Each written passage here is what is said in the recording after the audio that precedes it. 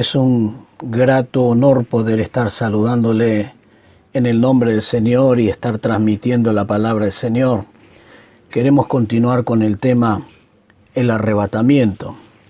Soy muy consciente de que no todos creen en el arrebatamiento y no solamente hay grupos que no creen en el arrebatamiento, sino que hay diferentes opiniones sobre el arrebatamiento. La palabra arrebatamiento en el griego significa harpazo, y esa palabra harpazo quiere decir sacarlo bruscamente, sacarlo de inmediato, sacarlo muy rápidamente. La palabra arrebatamiento aparece varias veces en la Biblia. Por ejemplo, lo encontramos a Felipe, que fue arrebatado en Hechos capítulo 8, versículo 39. Dice, cuando subieron del agua, después de haber bautizado al eunuco, dice, el Espíritu del Señor arrebató a Felipe, y el eunuco no le vio más, y siguió con gozo su camino. También el apóstol Pablo habla sobre el arrebatamiento. En 2 Corintios capítulo 12, versículo 2, dice, conozco un hombre en Cristo. Creemos que es el apóstol Pablo. Dice que hace 14 años, si en el cuerpo no lo sé, fuera del cuerpo tampoco lo sé. Dios lo sabe. Fue arrebatado hasta el tercer cielo. Y es muy interesante que en estas dos palabras usa el término harpazo. Y ese término harpazo, haber sido sacado de un lugar y ser colocado en otro. Y de esa manera la iglesia será sacada de la tierra y será colocada en otro lugar. El mismo apóstol Pablo ahí en 2 Corintios 12, en el versículo 2 y 3 y aún en el versículo 4, dice, en el versículo 4 dice que fue arrebatado al paraíso, donde oyó palabras inefables que no le ha sido dado a hombre poder escuchar. Bien. En el programa anterior yo he leído algunas versiones y he remarcado de la genuinidad de ciertas traducciones muy originales, como en la Biblia Las Américas. Pero también he leído la versión adventista, que también usa el término arrebatamiento.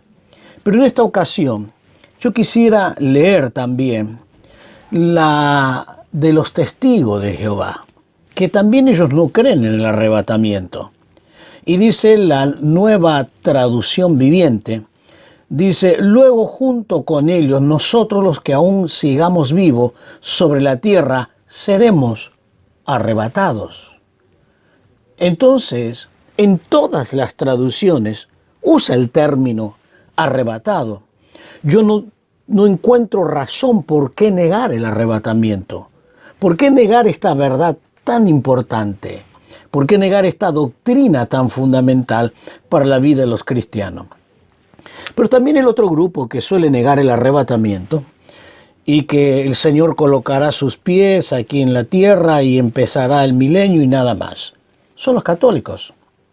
Entonces yo he tomado la Biblia de Jerusalén, una de las Biblias que ellos usan.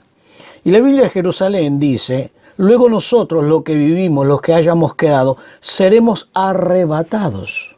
También usan el término arrebatado, vez tras vez. Entonces, ¿cómo puedo ubicar esa palabra dentro de un concepto que no existe? Si realmente es una experiencia real y es algo que está próximo a acontecer.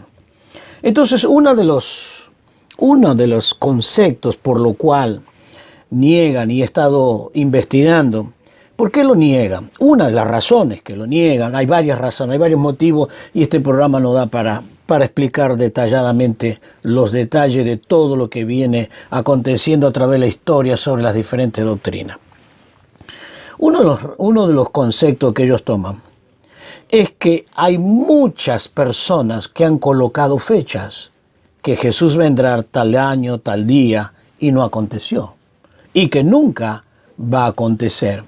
Yo quiero mencionar por lo menos dos personas, dentro de las muchas. Dos personas porque son prácticamente la más conocida. William Miller. en 1844. Él profetizó que vendría Jesús. Él profetizó que vendría el Señor. Pero luego él se considera que se equivocó por un año y el año próximo vendría y tampoco vino. Entonces, como consecuencia, terminan negando esta verdad. También, yo dije que iba a mencionar dos, pero voy a mencionarles tres. El otro que habló o profetizó que el Señor vendría es William Branham, muy conocido también. Él profetizó que el Señor vendría en 1977. Tampoco ocurrió. Tampoco, de ninguna manera. Pero dentro de nuestros días contemporáneos, no hace mucho tiempo atrás, 2011, fue el evangelista Arnold Camping.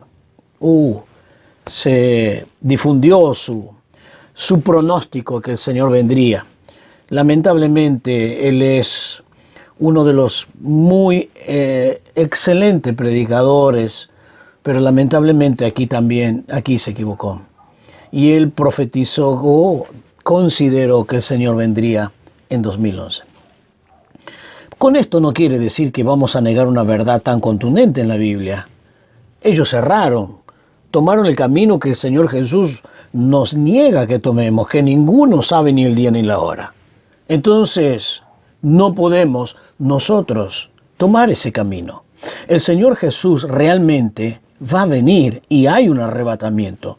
En este espacio no da para explicar detalladamente y entrar a fondo el tema. Pero yo quiero simplemente dejarle el concepto, por lo menos dos pensamientos en esta oportunidad. El Señor vendrá y vendrá para darnos el galardón de lo que hemos hecho. Por eso quiero preguntarte, ¿qué tú estás haciendo para la obra del Señor? Si verdaderamente tú eres salvo, si te has convertido con toda alegría, con todo corazón, como consecuencia vas a servir a Dios. Entonces el Señor vendrá, ya lo hemos visto, vendrá para librarnos del pecado, librarnos del dolor, librarnos de muchas cosas, pero el Señor vendrá para darnos los galardones. Y esto lo menciona Pablo en 2 de Corintios, capítulo 5, versículo 10.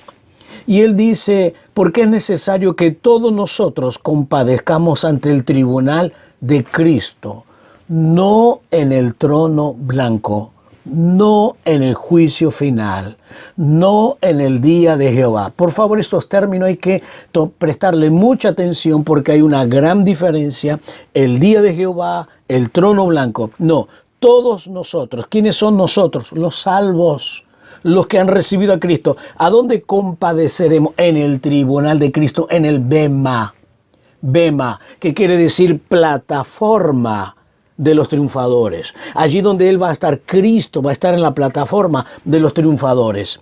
Y dice, para que cada uno reciba según lo que haya hecho, mientras estaba en el cuerpo, sea bueno o sea malo. Dios va a recompensar a todo lo que hemos hecho para su obra, lo que hemos esforzado y dedicado para el Señor. Para esto vendrá el Señor, porque Él es fiel, Él es justo y nos va a recompensar según lo que nosotros hagamos en esta vida. Por eso el apóstol Pablo dice, vuestro trabajo en el Señor no es en vano. De ninguna manera. Él menciona en ese capítulo 15 la resurrección de Cristo. Todo lo que hagamos para Dios no es en vano. Yo no sé cómo te encuentras, cómo estás pasando estos momentos de tu vida. Pero una cosa, no hay nada más maravilloso que en esta vida podamos servir a Dios. Pero la otra razón por la cual vendrá el Señor, es para llevarnos a las bodas del Cordero. En el capítulo 19 de Apocalipsis, en el versículo 7 al 9, dice, y oí una voz de una gran multitud, como el estruendo de muchas aguas, como la voz de grande estruendo, y que decía, aleluya, porque el Señor nuestro Dios Todopoderoso reina. Gocémonos y alegrémonos y démosles gloria porque ha llegado la boda del Cordero y su esposa se ha preparado. Este día la esposa está preparada para ese gran momento. Versículo 8, y a ella se le concedió que se vista de lino fino, purificada, lavada por la sangre de Jesús, limpio y resplandeciente, porque el lino fino son las acciones justas de los santos. Un detalle que quiero dar para aquellos que consideran que la iglesia ha de pasar la tribulación o la media tribulación, estos que encontramos en Apocalipsis. La iglesia es mencionada hasta el capítulo 3. Después no es mencionada más la iglesia. No aparece más la iglesia. Luego aparece aquí la novia en el capítulo 19. Y la novia es la iglesia. Recién aparece. Todos los acontecimientos desde el capítulo 4 al capítulo 18 de Apocalipsis, no hay nada que ver con la iglesia. Por eso la iglesia va a ser arrebatada. Entonces, ¿para qué vendrá el Señor Jesús? Primero, para darnos los galardones y en segundo lugar, para las bodas del Cordero. Mientras estemos en los aires, dos grandes acontecimientos, el galardón y las bodas del Cordero. Mientras aquí, en esta tierra, estará dando inicio los días de Jehová, o el día de Jehová, y que se menciona de muchas maneras esos días. El día de nublado, día de clamor, día de angustia, día de soledad.